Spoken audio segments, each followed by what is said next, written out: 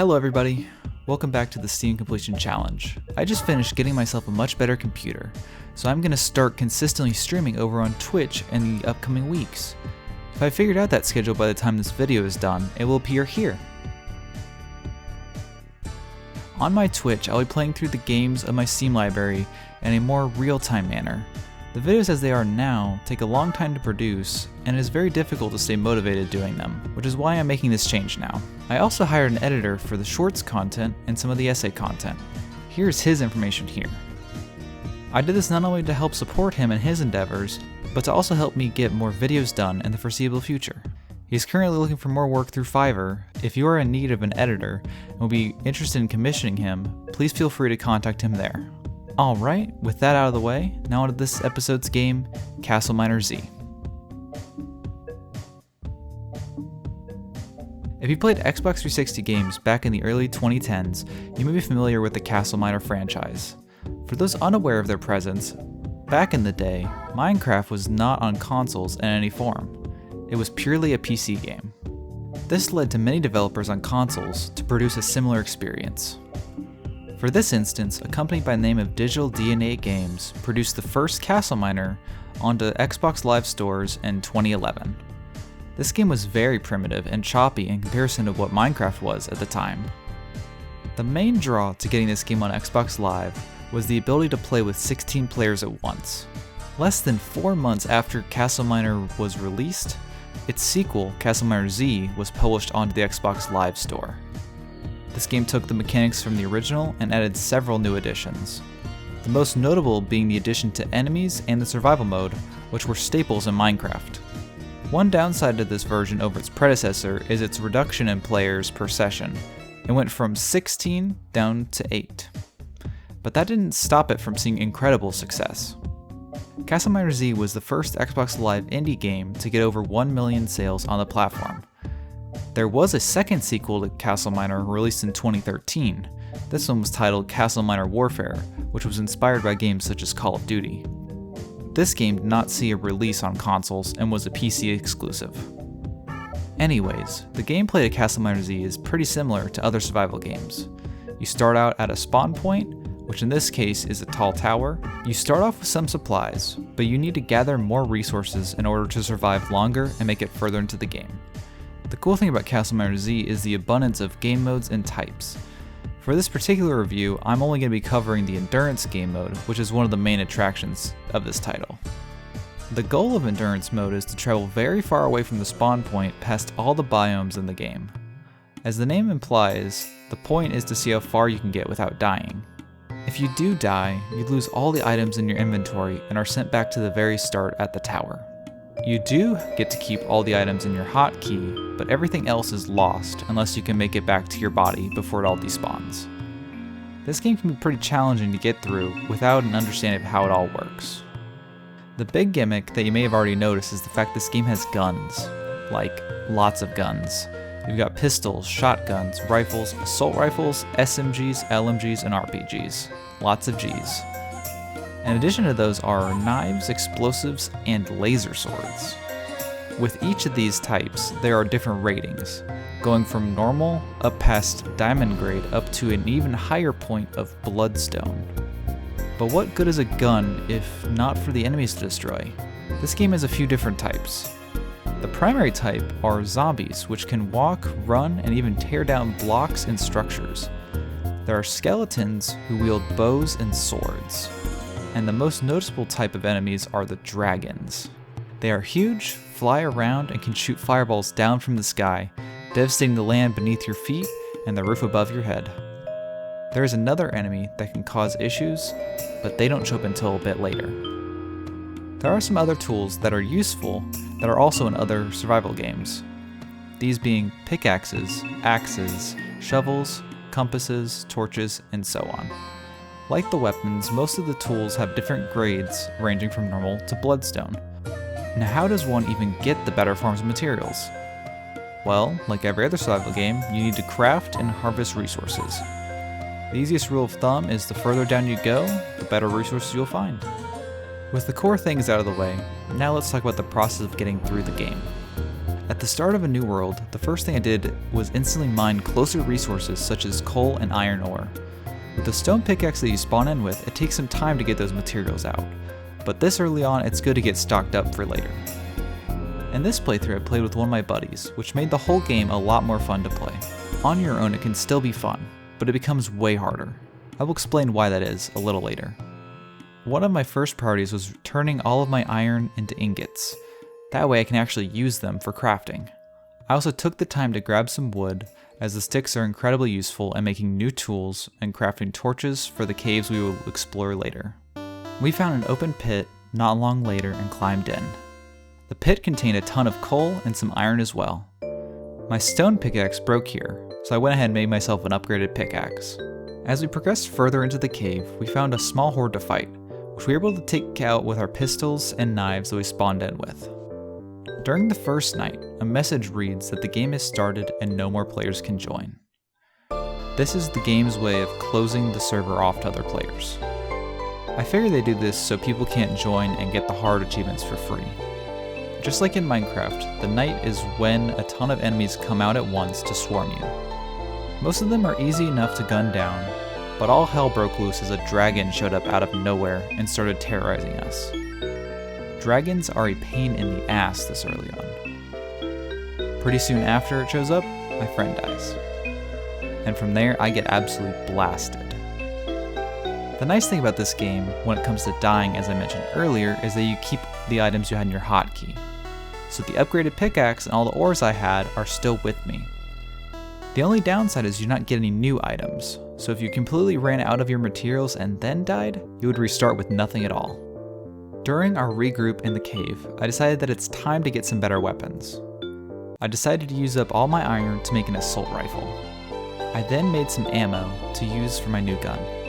I continued to go down into this cave and continued to collect materials. I then stumbled across a new underground section. Hell. Nope. Oh look, gold! After mining up some gold, I spotted something even better. Diamonds. I quickly built a gold pickaxe to unearth the diamonds that I just stumbled across. You can come across really good resources pretty easily if you travel straight down. One of the benefits of playing endurance mode is that there isn't a huge need to create a huge base or anything, since there are no saves or worlds. If you quit out, the world is gone, which makes this a more straightforward experience that has to be done in one session. As I am looking for ores, I decided to start strip mining and just start going in a single direction, removing all the blocks. My friend asked me to go up to his pathway he made, so I mine upwards back to the unsafe surface. After the long process, not realizing how deep I was, I head towards Mr. Fart. The cool thing in this game is you can always see other players' names even if they are really far away. As I approach him, we come across our first biome change, the floating cliffs. Not soon after this, he dies. But here's the really good news. When a player dies in a multiplayer lobby, they can spawn next to another living player. So as long as at least one person is still alive, you won't be sent all the way back to the beginning. He did still lose the items not on his hotkey, but now he's with me. This section is pretty open with some higher levels, but it's best to keep running. But not until running into another dragon. That won't stop us yet though, as we continue to race away. After some team shooting, the dragon finally goes down. We are rewarded with various drops, but nothing crazy good. The nice thing about the dragons is you see red smoke when they take damage, which most other enemies don't. After the fight, we take refuge in an underground section for the time being. We don't dilly-dally long, as we still have a ways to go still. As night falls, we are looking pretty good, but plenty of monsters start to really spawn in. It's a bit too much for me as I go down, but Mr. Fart makes the clutch play to build up for safety for me to get back. Building upward is a great method for the most part, as most of the monsters can't climb up. As I sit there, my friend gets killed trying to make a run for it. When he comes back, we start killing a ton of zombies to make the trek possible. Once it calmed down, we headed out. We make it very close to the next biome, but I go down again. When I respawn, we are underground, which we take this opportunity to get more resources as the supplies are pretty low. During this time, we joined a Discord call to actually progress with good communication. Before this, we were able to make text chat work, but it can only work for so long. I didn't have my mic properly recorded, so I don't have any real audio to share from that, unfortunately, from my end, but some of his audio I'll share along the way. Anyways, we traveled down further to get iron and gold, primarily to upgrade our assault rifles to a higher grading. The main struggle of this cave was to get enough gold for the both of us. We do eventually get enough, but it takes a good 10 minutes of exploration and discussion. Another thing to note is you need different ammo types for the better weapons, which this can be annoying to keep track of if you carry more than one type of weapon and grading. Anyways, while we are down here we come across a monster spawner, which in this game is a literal block that you can activate to have a challenge of a ton of enemies at once for a reward.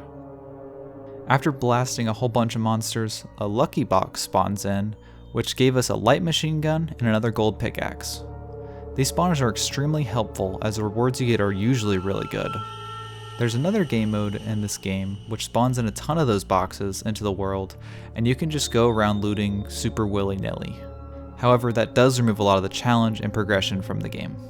Down there, we looted a ton of good materials and harvested the crazy bloodstone, which is a step up from diamonds. This temporary pit stop ended up being extremely bountiful as it turned out. The bloodstone is essentially bedrock for Minecraft, as it is one of the bottommost layers. Usually below the bloodstone is hell once again. That region is super difficult as endless monsters spawn, and there's a ton of lava and no way to get out. The resource as a whole is extremely powerful as it can be used for tools and guns. We don't really mess with hell as you really need to be stacked to even attempt to go down there. So instead we decide to go to the next biome, the desert. This region is a lot more barren compared to the previous one, just endless sand for miles and miles. Once we enter, another dragon appears, which we sort of deal with at first. The dragon stays pretty high up in this section, which makes it a lot harder to deal damage to it. This dragon is crazy strong as laying light machine gun into it isn't enough. As we scurry away, I get jumped, and then so does Mr. Fart. Dude, I was building up and he fucking double slapped me! He jumped! No! And just like that, we are back at the beginning. The really good thing this game does is keep all the blocks you placed in other locations, which includes the torches we use as a pathway. This is the feature that allows us to keep our sanity throughout the game. Thankfully, going back the way we came isn't too bad. We really just have to face 2 dragons, but they weren't nearly as hard as the one in the desert. And no real time lost, we made it back to the desert at 1,000 blocks from the start. If you haven't noticed yet, in the top right corner there's a distance meter which tells you how far away you made it from spawn. It does reset after you die, but as long as you place torches as a pathing, you won't have too much trouble with it. Before re-entering the desert, we traveled down into the caves just to get some more materials to better prepare for the dragon, which we had thought we could handle before. We end up finding another monster spawner and blast through them. This time we get a diamond light machine gun and laser bullets. That's right, bullets. I mentioned laser swords before, but there are laser blasters as well, which are another step up from even bloodstone grade gear. We don't have a gun for them yet, but it was a great thing to get from that spawner. That was until I almost died from falling into the pit of hell. Yeah, there's demons here. These are another form of bosses that I haven't mentioned yet. They are just huge and strong. But it's a bad idea to mess with them at this state, especially with all the other monsters down there. However, we decided to build a bridge below the bloodstone to harvest a ton of resources. In the distance we spotted something really weird. It was way below the rest of the bloodstone. It seemed almost out of this world. That's right, we got space rock and goo. These are used to power laser weapons and gear. However, this area was different, as stepping aboard brings in aliens, and they hate it when we stepped on their land. These aliens are very tough, but drop some of the better materials when you kill them, including diamonds. This became extremely useful as we were able to stand back and farm aliens that drop diamonds pretty often. During this, we spent a bit of time getting more of the space rock as it would assist us in making laser gear, which is, for real, the best type of gear in the game. But before we crafted anything, we started digging into the space rock to try and find more of the goo, which is a lot less common than the rock. However, that took too long, and instead we climbed around and surfaced to find a ton of resources in a very weird room structure that had all sorts of materials just alongside the walls and the ground. This ended up being the perfect place to get space goo, diamonds, and gold. The gold became kind of important in this phase as the ammo we were using relied heavily on having plenty of gold to make the bullets out of. As the pinnacle of achievement, we were finally able to craft the laser drill, which after one bullet can break blocks instantly. The only kinds it does not break were the space type blocks and bloodstone, but everything else was fair game. Even better is the fact that it still mines the materials and does not destroy them. This came in handy as this section started spawning a ton of skeletons that were getting super annoying to deal with while mining. We did continue to get goo as well to make a proper laser gun, as a laser drill is best used to mine resources, even though you can shoot the enemies with the drill. There ended up being enough loot that we both got laser assault rifles as well as a dragon seeking RPG, which I will show off a little later. But the coolest thing we were able to build has to be the laser sword, which actually is the strongest method of breaking blocks, including the space rock and goo. Plus, it makes the lightsaber noise as one would expect seeing this thing. It does break pretty fast, which is a bummer, but you can get a ton of space rock using it to build even more laser swords. So it's a win-win, honestly. From how much we looted at this stop, we were sure that we had enough to make it all the way to the end of the game. After another like 15 to 20 minutes of farming, we finally go back to the surface of the desert once again. But not until marking the cave, just in case we need to come back here. Uh-oh. Is that the sand dragon? Oh fuck, do it. I want to see this. Oh my god. Totally worth it. I might have lost all my items in my inventory, but damn that was cool, and really shows how far we've come.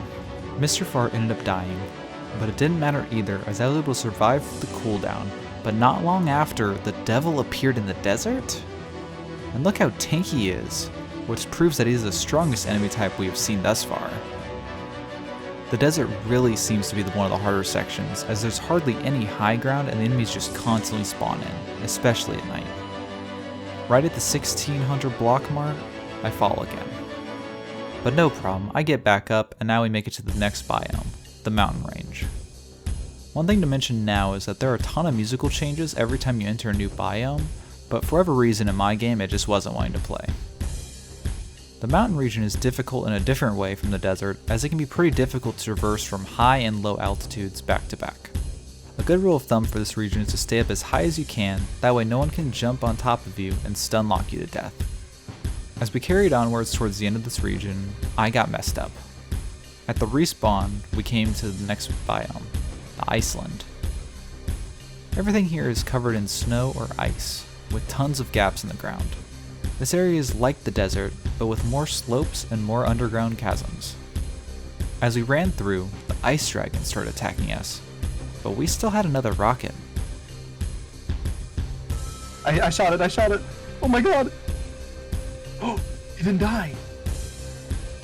So, those can miss.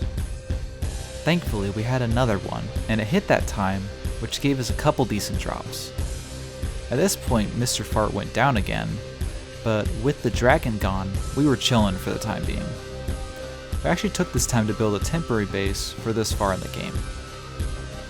During this, we decided to gather a few random achievements, including blowing up some skeletons with grenades. Now we continue towards the next biome, and one of the last, which is a sort of flat rocky path. This section contains a lot of ores on the surface, which makes this section a lot more straightforward, as there's no longer a need to go caving. We mostly zoomed past most of the ores, minus the diamonds that we occasionally saw. We also started needing the laser weapons that we made to deal with the enemies nearby. As we were making progress, my compatriot went down again, halting our progress. From here we noticed that the underworld is starting to seep into the surface. So all along, the world as a whole is losing its topside, slowly but surely revealing the depths of hell that was just waiting to be unleashed. As night fell, we figured one of us should go ahead of the other just in case we were to die. Once the other got far enough, the one who was behind finally catches up. This strat worked pretty well, although it was a bit slower than us both running together. But at this point in the game, it was a lot better to be safe than sorry. After a little while, we made it to the edge of no return. Ahead of us was straight up hell, and the last bit of resources were at our feet. We decided that stopping here for a while was the best play for now. One of us would go get more materials while the other would wait and be safe on a weird straight path. I ended up deciding to make a final base of operations for us and began to work on that while Mr. Fart searched for a bit more resources. At this point, the conversation changed into building a teleporter here in case our final efforts were wasted. So we gathered a ton of resources from the area.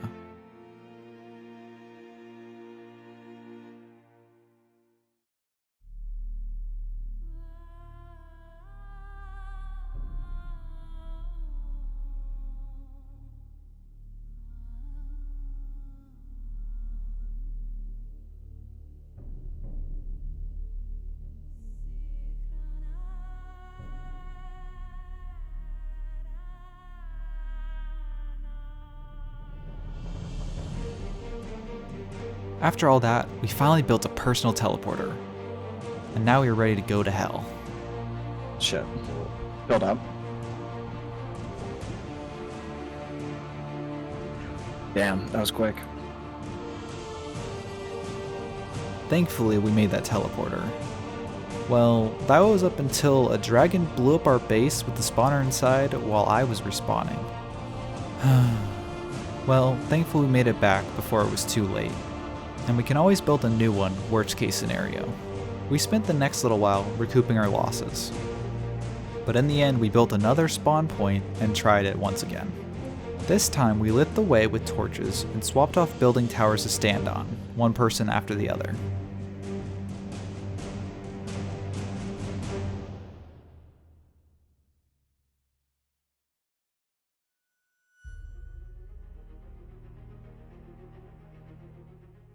After traveling so far, we come across a final nasty foe, the Hell Dragon. What makes him the most annoying is the fact that he matches the color of the sky. While I got busy looking at him, Mr. Fart goes down. I time my jump just right and avoid the dragon's blast in time for Mr. Fart to respawn in. Thankfully, in due time, the final boss is defeated. For most people, that would be the end of endurance mode, but unfortunately for us, we like achievements. And the one that mattered most from the start was getting to the 5,000 block mark. And unfortunately for us, that wasn't the last dragon. And no, using the rocket launcher on him did not one-shot, but it did do a ton of damage, and we were able to kill it pretty quickly. And that's a wrap on CastleMiner Z. As I mentioned earlier, there are other modes in the game, but endurance is the main event, so I'm not really going to be touching on those. This is definitely one of my favorite games that I've covered on this challenge thus far, but more because of the experience I had and the nostalgia that I tie with it. This game was a blast on the Xbox 360 back in the early 2010s, and it was just as much fun on PC all these years later. I would highly recommend it to anyone who has a working computer. Now on to this game's Steam stats. If you were to purchase this game on Steam, it would cost you $3.99, which is a great deal in my opinion, but even better yet, if you buy the 4-pack, which includes 3 gift copies for your friends, it would cost you only $7.99, which brings it to about $2 a person. You can't get many great multiplayer experiences at that low of a price. If you want even more CastleMiner, you can get the CastleMiner bundle, which includes this game and CastleMiner Warfare. The original CastleMiner is not currently on Steam, but these two are.